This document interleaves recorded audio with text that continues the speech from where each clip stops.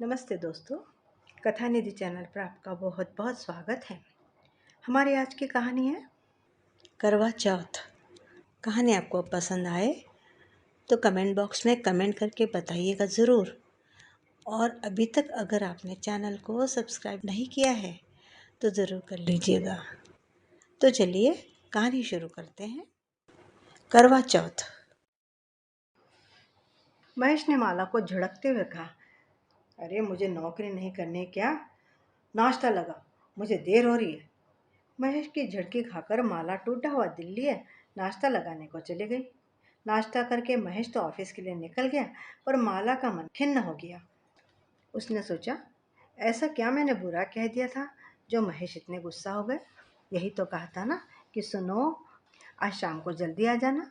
कितने मिठास के साथ मैंने उसे कहा था जल्दी आने के लिए। क्यों, रोज ही तो समय से आता हूँ, आज क्या खास बात है? महेश को तो किसी बात की याद नहीं रहती। अरे भूल गए क्या? 1 महीने से बता रही हूँ, और कल भी तो याद दिलाया था ना। आज करवा चौथ है, मेरा व्रत है। शाम को बाहर खाना खाने चलेंगे। ये देखो, मेरी मेहंदी भी कितनी खिली है। मेरी सारी सहेलियाँ कह रही थी कि सबसे ज़्यादा मेहंदी माला की खिली है। इसका पति इसे सबसे ज़्यादा प्यार करता है। पता है, पुष्पा और नीता के पति भी उपवास रख रहे हैं पत्नियों की लंबी उम्र के लिए। इस बात पर महेश कितना झुंझला गया था और बोला था, उफ, तुम्हारे इन बकवास उपवासों से किसी की उम्र बढ़ती है क्या? तुमने पढ़ लिख कर भी अपनी आधी जिंदगी भूखे रहकर गुजार दी है, और मुझसे भी यही उम्मीद करती हो? मुझे नौकरी नहीं करनी है क्या? नाश्ता लगाओ, मुझे देर हो रही है। आज महेश अपने कुछ दोस्तों को घर पर बुलाने की सोच रहा था, पर जब माला ने करवा चौथ की याद दिलाई तो वह मन ही मन बहुत चिढ़ गया। उच्च शिक्षित होने के बावजूद पता नहीं माला इतने रीति रिवाज, व्रत उपवास और पूजा पाठ में क्यों डूबी रहती है। वह इन बातों से जितना ही दूर भागता, माला उतनी ही उनमें उलझी रहती है। उसकी बातें भी हर समय वैसी ही होती हैं। 10 साल होने वाले हैं उनके विवाह को, पर माला के पूरा साल व्रत त्योहार चलते रहते हैं। मैं सोचता, खूब फुर्सत है माला को। अगर कहीं नौकरी कर रही होती तो इतनी फुर्सत ना मिलती उसे। बच्चों को पढ़ाने के लिए उसे फुर्सत मिले या न मिले, लेकिन इन सब व्रत त्योहारों के लिए उसे खूब फुर्सत रहती है। इसी उधेड़बुन में महेश ऑफिस पहुंच गया। उसके ऑफिस में कुछ ही महीने पहले आई उसकी सहकर्मी शोभा उसे लिफ्ट में ही मिल गई। उसे देखकर न जाने क्यों महेश का दिल हमेशा बल्लियों उछलता है। 2 बच्चों की माँ शोभा आधुनिक ख्यालों वाली स्मार्ट महिला थी, जो उसके खुद के विचारों के साथ पूरी तरह मेल खाती थी। मगर आज उसे 16 श्रृंगार में देखकर महेश भी दुविधा में पड़ गया था। क्या बात है, आज क्या तुम्हारी शादी की सालगिरह है? महेश ने पूछा। नहीं भाई, आज तो करवा चौथ है, शोभा मुस्कुराते हुए बोली। क्यों, और तुम्हारी पत्नी ने नहीं रखा क्या यह व्रत? रखा है, पर क्या तुम भी? अरे भाई, मैं भी क्या, मेरे घर में सब इतना मानने वाले हैं कि पूछो मत। फिर मेरे पति तो मेरे प्रेम को इन्हीं सब बातों से आंकते हैं, इसलिए मैं भी रख लेती हूँ। बेकार का झंझट खड़ा करने से क्या फ़ायदा। मैं भी सच धज लेती हूँ, शाम को कोई अच्छा सा गिफ्ट भी मिल जाता है मुझे, बुरा क्या है? वह मुस्कुराई। उसके जवाब में महेश भी मुस्कुरा दिया। अपने गिफ्ट देने की बात भी उसे याद आ गई। कब खरीदेगा गिफ्ट? लिफाफा ही दे देगा। उफ, ये बेविया। तभी लिफ्ट का दरवाज़ा खुल गया और महेश और शोभा दोनों बाहर निकल गए। ऑफिस में दूसरी भी कई महिलाएं कुछ कम या ज़्यादा मात्रा में सज धज कर आई थी। पति तो आज बलि के बकरे थे। कुछ खुशी से हलाल होने वाले थे, कुछ मजबूरी में। सोचकर महेश को हंसी आ गई। फिर सोच ही सोच में उसने अपने पॉकेट को तोला। एक सूट या साड़ी के पैसे तो निकालने ही पड़ेंगे, वरना पड़ोसिनों के सामने माला के पति प्रेम की व्याख्या फीकी पड़ जाएगी। लंच पर शोभा सामने ही बैठी थी। मुझे तो आज पानी भी नहीं पीना है, शाम तक तो निढाल हो जाऊंगी। महेश को खाते देखकर शोभा के पेट में चूहे कूद रहे थे। तो चाय बिस्किट खा लो, यह कोई खाना थोड़ी है। महेश हंसता हुआ बोला। वैसे भी मैं तुम्हारे पति को बताने वाला नहीं हूँ। सुनकर शोभा ठहाका मारकर हंस पड़ी। मेरे पति की उम्र कम हो जाएगी, और मेरी सास को पता चल गया तो साथ में बिना बात मेरी भी। तुम्हारी पत्नी पीछे से कुछ खा ले तो? अरे नहीं, वहाँ से कोई खतरा नहीं। जबरदस्ती भी खिला दूँ तो वह उल्टी कर देगी।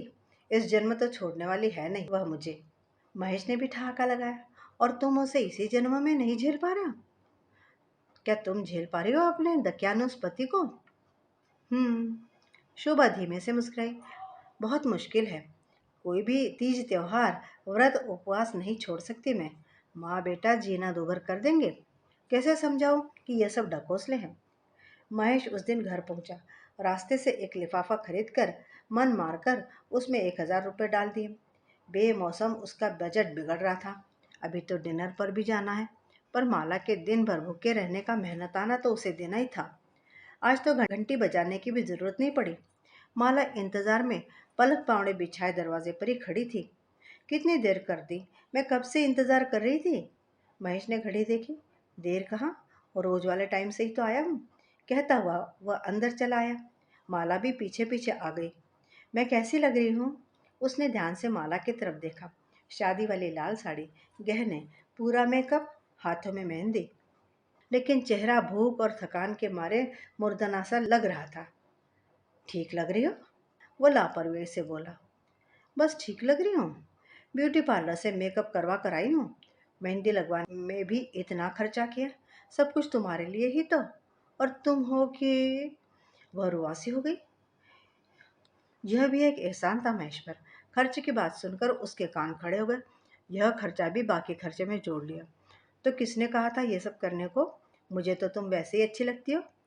ये सुनकर माला का मूड कुछ ठीक हो गया। सच? वह पास आ गई। हाँ, पर मुझे भूख लग रही है। चाय बना दो और कुछ खाने को भी दे दो। वो माला से थोड़ा पीछे हटते हुए बोला। भूख तो मुझे भी लग रही है, पर यह चांद अभी तक नहीं निकला। माला बड़बड़ाई। हाँ, यह तो गलती है चांद की। कम से कम आज के दिन तो जल्दी निकलना चाहिए था। पता नहीं उसे कि पृथ्वी पर महिलाएं आज के दिन ही तो उसकी बाट सबसे अधिक जो होती है। महेश ने गंभीरता से माला की बात का समर्थन किया। माला फिर उखड़ गई। वह किचन में चाय बनाने चली गई। महेश को अफसोस हुआ कि वह चुप नहीं रह पाता था। माला के इन विश्वासों पर व्यंग किए बिना जैसे उसका खाना ही नहीं पचता। उसका मूड ठीक करने के लिए उसने जेब से लिफाफा निकाल लिया और उसे देने चला गया। काफी इंतजार के बाद चांद निकला और माला ने छलनी से चांद और अपने पिया को निहारा, पैर छुए। महेश ने पानी पिलाकर उसका व्रत खुलवाया। बच्चे वीडियो बनाने में मस्त थे। महेश को लग रहा था कि वह किसी शॉर्ट फिल्म में एक्टिंग कर रहा है। अब उधर शोभा के घर। जब शोभा घर पहुंची तो उसका पति विनय उससे पहले घर पहुंच गया था। बहुत देर कर दी तुमने आज। देर कहाँ, रोज वाले टाइम से ही तो आई हूँ। थकी और भूखी प्यासी शोभा बोली। मैंने सोचा था आज करवा चौथ है, तुम जल्दी आओगी। विनय ऐसे बोला। जल्दी न आकर शोभा ने करवा चौथ और उसके पति दोनों का अपमान किया है। हाँ, पर करवा चौथ पर हाफ डे नहीं होता है ना ऑफिस में। मेरी समझ से सरकारी व गैर सरकारी सभी संस्थानों में करवा चौथ के दिन पूरी छुट्टी हो जानी चाहिए। आखिर देश के पुरुषों की सलामती की बात है। शोभा थकी हुई थी और भूखी भी, इसलिए चिढ़ गई। बोली, अब हम महिलाएं आज के दिन अपने लिए तो कुछ करती नहीं है, बल्कि मैं तो कहती हूँ जितने भी व्रत उपवास पूजा वगैरह महिलाएं अपने बच्चों पति परिवार की सलामती के लिए तो करती हैं।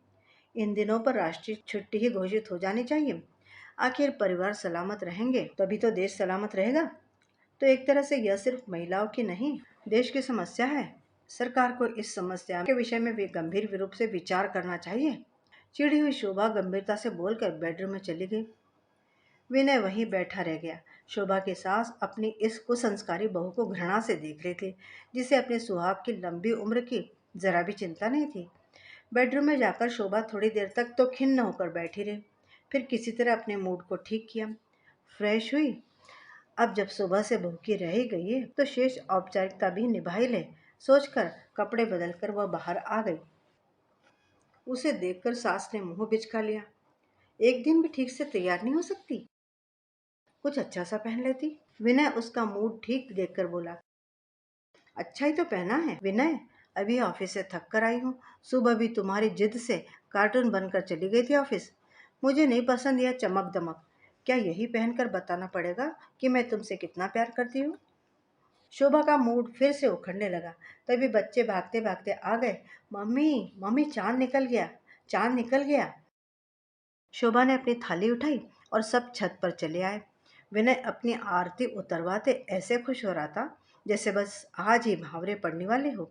महेश की पत्नी माला और शोभा का पति विनय दोनों परले दर्जे के दकियानुसी, रीति रिवाजों के प्रति कट्टर, व्रत उपवास कर्मकांड को मानने वाले, और महेश और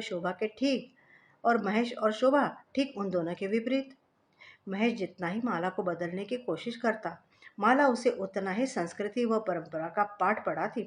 उधर शोभा यदि विनय को कुछ समझाने की कोशिश करती, तो दोनों माँ बेटा अपनी इस कुसंस्कारी बहू और बीवी के लिए अपने को कोसते। फलस्वरूप शोभा व महेश को अपने अपने घर में न चाहते हुए भी सुख शांति व मान मर्यादा के लिए कई बातों में अपने अपने जीवन साथियों का साथ देना पड़ता था।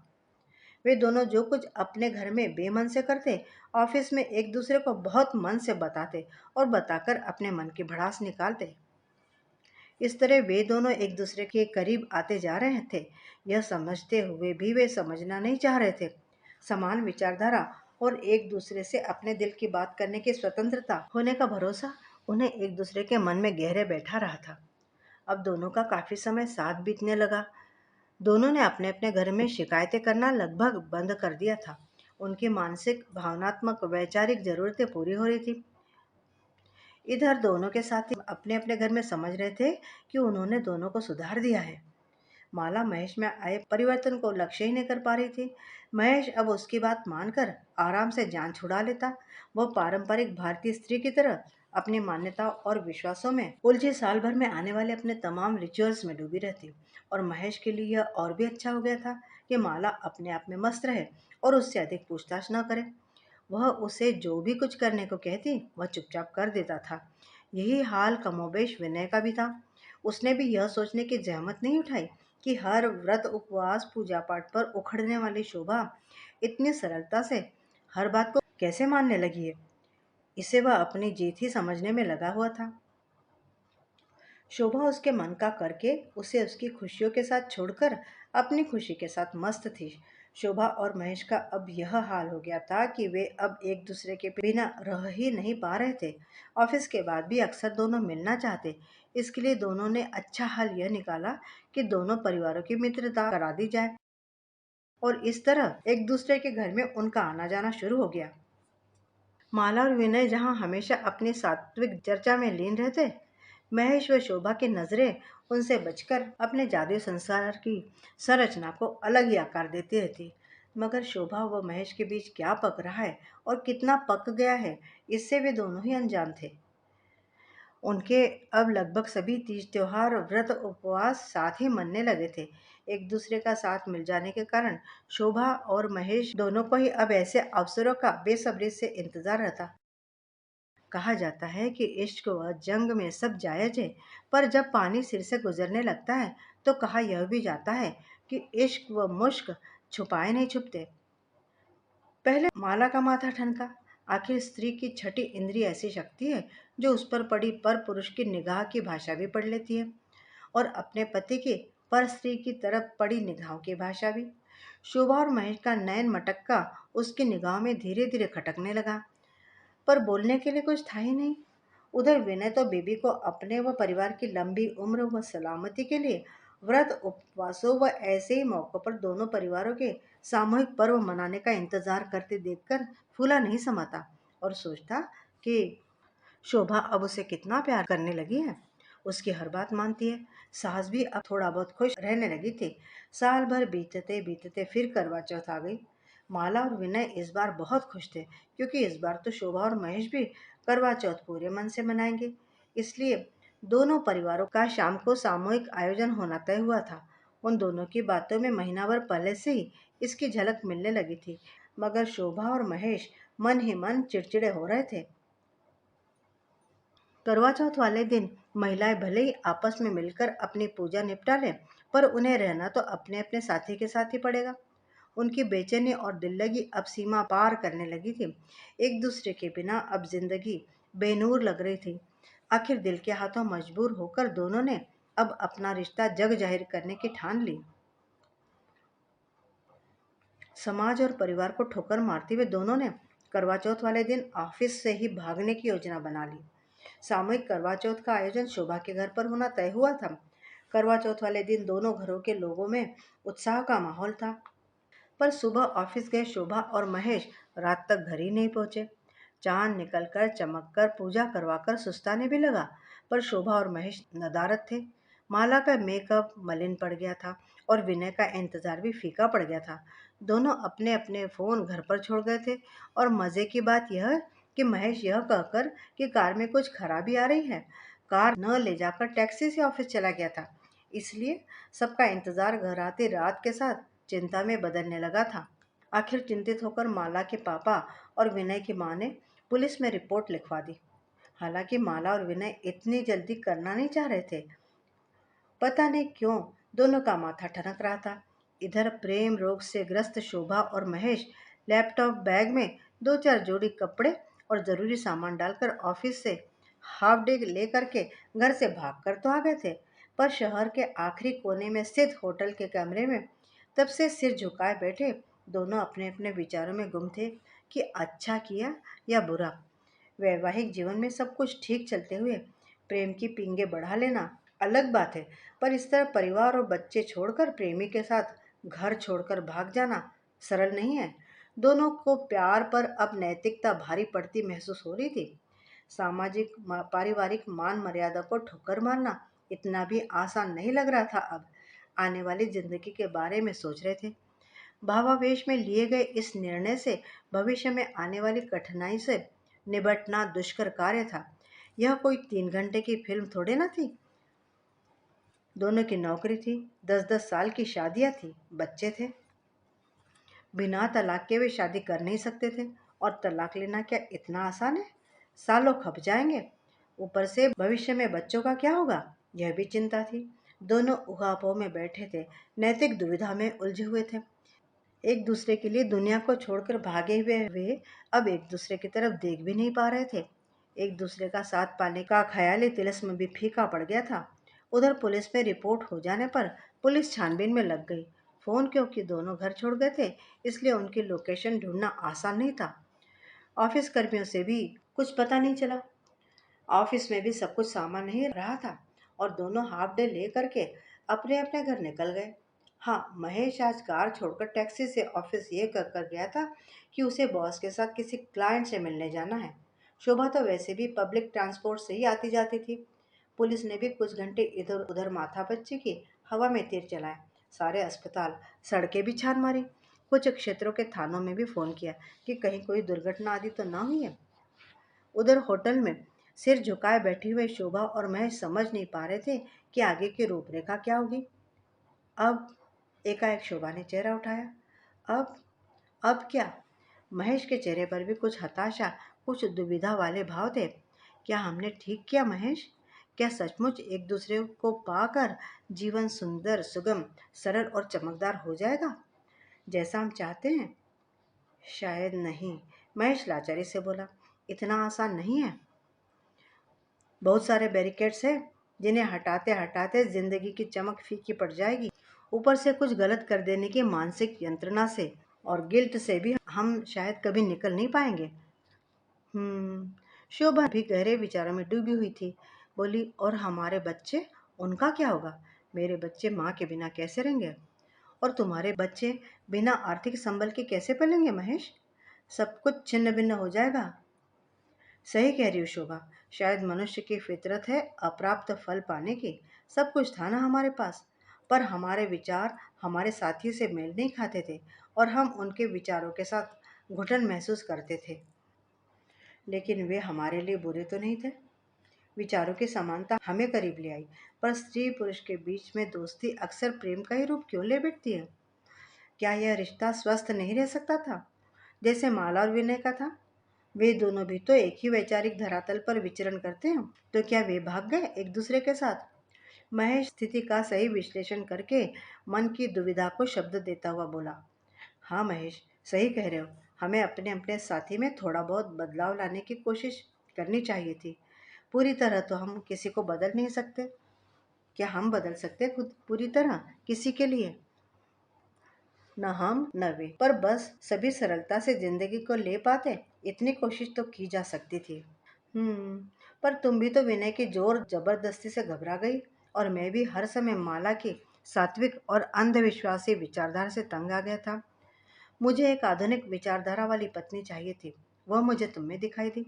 पर इसका मतलब यह तो नहीं कि विवाह को सूली पर टांग दिया जाए। इसके अलावा तो कोई शिकायत नहीं थी मुझे माला से। मैं भी कोशिश कर सकता था धीरे धीरे उसे अपने विचार समझाने की, पर मैं उससे हमेशा चिढ़ जाता था और दूर भागता रहता था। शोभा एक लंबी सांस भरकर गहरी सोच में डूबी थी। फिर बोली, अब क्या करें? थोड़ी देर के बाद महेश ही बोला, घर पर तो हम दोनों के गायब होने से हड़कंप मच गया होगा। सभी समझ चुके होंगे अब तक तो। माला को तो पहले ही शक हो रहा था। वापस चलते हैं। अब जो भी होगा, देर आयत दुरुस्त आयत। अभी भी कुछ नहीं बिगड़ा। एक रात भी तो बाहर नहीं रहे हैं अभी हम। बात संभल जाएगी। माफी मांग लेंगे। गलती किए तो सजा तो भुगतनी ही पड़ेगी। शोभा महेश को धीरज बंधाती हुई बोली, ठीक है, चलो फिर। दोनों ने अपना इरादा मजबूत करके अपना अपना बैग उठाया और बाहर निकल आए। उधर पुलिस वाले यह कहकर पलट रहे थे कि आगे की कार्रवाई कल करेंगे। तभी गेट पर एक टैक्सी रुकी। गेट खुला और शोभा और महेश अंदर आते हुए दिखाई दिए। सब लोग चिंतित से बाहर ही खड़े थे। उन दोनों को देखकर सब चौंक गए। कहाँ कहाँ चले गए थे तुम लोग? विनय की माँ बोली, ऑफिस के काम से निकले थे आंटी जी। रास्ते में टैक्सी खराब हो गई, दूसरी मिली ही नहीं, इसीलिए इतनी देर हो गई। महेश किसी तरह बात बनाकर बोला। सभी समझ रहे थे कि महेश झूठ बोल रहा है। महेश ने भी इस समय समझ बूझकर पुलिस वाले व सबके सामने बात बनाई थी, पर समय को देखते हुए सब ने उस झूठ को सच ही रहने दिया। चलो माला, घर चले, टैक्सी खड़ी है बाहर। स्थिति को देखते हुए माला दोनों बच्चों को लेकर महेश के साथ गेट की तरफ बढ़ गई। शोभा घर के अंदर चली गई और बच्चे उसके पीछे पीछे। पुलिस वाला आंखों में शक लिए बाहर निकलते हुए बोल गया, कल थाने आकर आवश्यक कार्यवाही पूरी कर लीजिएगा। शोभा लॉबी में सिर झुकाए बैठी थी। विनय की माँ ने घृणा से उसकी तरफ देखा और अपने कमरे में चली गई। विनय ने भी दोनों बच्चों का हाथ पकड़ा और बेडरूम की तरफ चला गया। उधर माला और महेश भी घर पहुंचे तो माला ने दोनों बच्चों से बेडरूम में जाकर दरवाज़ा बंद कर लिया। महेश ड्राइंग रूम में ही बैठा रह गया। दोनों घरों में यह करवा चौथ एक सन्नाटा लेकर आई थी, जिसे दूर करने का तरीका किसी को नहीं सूझ रहा था। बच्चों को सुलाकर माला छत को एकटक घूरे जा रही थी कि क्या फायदा इन व्रत उपवासों का। वह पति की लंबी उम्र की कामना में लगी रही और पति अपनी उम्र किसी दूसरी पर कुर्बान करने को तैयार होने चला गया। अनायास ही उसकी आंखों से आंसू बरसने लगे। वह सोचने लगी, कहाँ कमी की उसने महेश के प्रति प्यार में या गृहस्थी संभालने में। फिर यह धोखा क्यों उसके साथ? यह सही है कि वह कई तरह के विश्वासों, रीति रिवाजों और व्रत उपवासों में उलझी रहती है और महेश को यह सब कभी पसंद नहीं रहा। पर बाकी कुछ तो कमी नहीं की उसने अपना प्यार लुटाने में। पर वैचारिक मतभेद उन्हें एक दूसरे से इतना दूर कर देगा, ऐसा तो उसके ख्यालों में भी कभी नहीं आया। कई बार कहा भी महेश ने, कभी चिढ़कर, कभी मजाक उड़ाकर, कभी गंभीरता से, पर वह हमेशा इसे महेश की गलती समझती रही और उसे भी जबरदस्ती वही सब करने और मानने के लिए विवश करती रही। लेकिन हर एक का वैचारिक धरातल तो अलग अलग होता ही है। किसी पर जबरदस्ती अपने विचार, अपनी मान्यताएं लादना क्या उचित है? उसने ये सब महेश की इच्छा के विपरीत तो किया ही। महेश को भी जबरदस्ती इन सब में शरीक होने के लिए वह बाध्य करती रही। पर क्या इसका यह मतलब है कि महेश बीवी बच्चों को छोड़कर भाग खड़ा हो? मगर गलती कुछ हुई है तो उससे भी। दिल और भावनाओं के साथ साथ दिमागी और वैचारिक स्तर पर भी प्रतिबद्धता होनी चाहिए, तभी तो जिंदगी सुगम और सरल बन पाती है। फिर जिसके लिए वह ये सब करती रही, जब इस सब के बावजूद उसी को वह अपना नहीं पाई, तो क्या औचित्य है इन उपवासों का? माला धीरे से उठी और दरवाजा खोलकर बाहर आ गई। महेश बैठा था, उसे देखकर शर्मिंदगी से मुस्कुराया। माला किचन में गई, प्लेट में कुछ खाने के लिए डाला और महेश के बगल में आकर बैठ गई। कुछ पिघली हुई नजरों से उसने महेश की तरफ देखा। महेश अपनी आंखों में प्यार भरकर बोला, मुझे माफ कर दो माला। महेश ने दोनों कान पकड़ लिए अपने। भविष्य में ऐसी गलती कभी नहीं होगी, वादा करता हूँ। और ये भी विश्वास दिलाता हूँ कि मैं और शोभा भावनात्मक स्तर पर भले ही बहक गए थे, पर रिश्ता दोस्ती के बाहर नहीं गया कभी। सुनकर माला के चेहरे पर विराम के से कुछ भाव उभरे। उसने बिना कुछ कहे रोटी का एक टुकड़ा सब्जी में लपेटकर महेश के मुंह में रख दिया। महेश ने माला को खींचकर बाहों में भींच लिया। मैं भी पता नहीं किन किन अजीबोगरीब विश्वासों से घिरी रहती हूँ हर वक्त। तुम सही कहते हो, आधा साल तो भूखी रहती हूँ। इतना समय किसी सार्थक काम में लगाऊं तो शायद कुछ अच्छा कर सकूं। माला भर्राए कंठ से बोली। बस, अब कुछ मत कहो। महेश ने उसे और भी जोर से भींच लिया। उधर शोभा के घर में शोभा भी सिर झुकाए हुए सोफे पर बैठी थी। शर्म के कारण उसे कुछ सूझ नहीं रहा था। अंदर लेटा विनय सोच रहा था, कहाँ गलती हो गई उससे शोभा को समझने में। आखिर क्या कारण था कि शोभा महेश की तरफ इतनी आकर्षित हो गई। कहीं माँ के धार्मिक विचार खुद उस पर इतने अत्यधिक हावी तो नहीं हो गए थे कि जो एक कामकाजी महिला होने के नाते शोभा के लिए घुटन पैदा कर रहे हो। वह खुद इन विश्वासों से हर समय भरा रहता था और शोभा को भी ये सब मानने के लिए बाध्य करता था। वरना रुतबा, खूबसूरती, पैसा कहीं से भी तो कम नहीं है वह महेश से। अपने विचार हर समय जबरदस्ती शोभा पर लाद कर उसने उसके लिए जीना एक तरह से दोभर तो नहीं बना दिया था। कुछ गलती तो हुई है उससे भी। कुछ सोचकर वह धीरे से उठा और बाहर आ गया। उसने देखा शोभा सिर झुकाए सोफे पर बैठी थी। शोभा ने एक बार उसकी तरफ देखा, फिर गर्दन झुका ली। विनय धीरे धीरे चलकर आकर उसकी बगल में बैठ गया। थोड़ी देर तक उसे चुपचाप निहारता रहा। फिर उसने देखा कि शोभा की आंखें डबडबाई हैं। कुछ गलती हो गई थी क्या मुझसे शोभा, या फिर कोई कमी है मेरे प्यार में? वह निराश स्वर में बोला। मुझे माफ कर दो विनय, गलती तो मुझसे हो गई। बस इतना विश्वास दिलाती हूँ कि शोभा पूरी तरह तुम्हारी ही है, अभी भी। कहते कहते वह सिसकने लगी।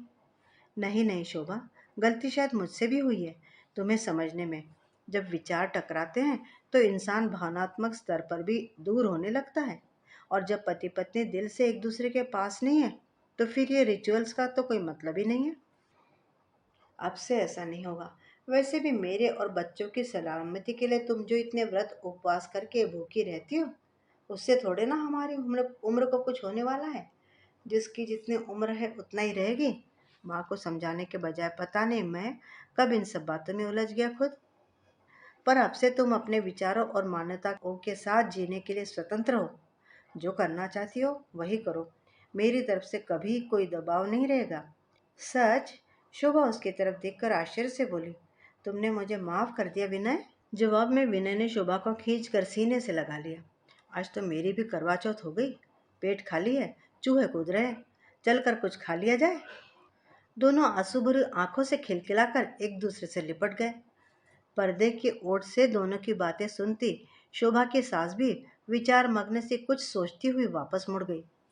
शायद वे सोच रही थी कि उन्हें भी पुरानी मान्यताएं त्याग कर अब आगे बढ़ जाना चाहिए।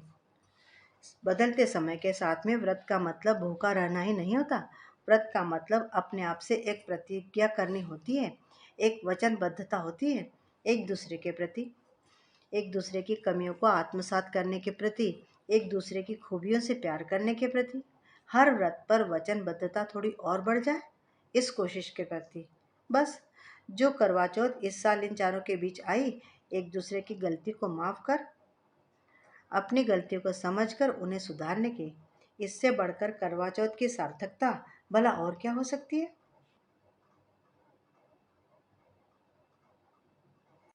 तो मित्रों, अभी आप सुन रहे थे कहानी करवा चौथ। कहानी में बताए गए करवा चौथ के प्रति विचारों के प्रति आपकी क्या राय है? आप क्या सोचते हैं?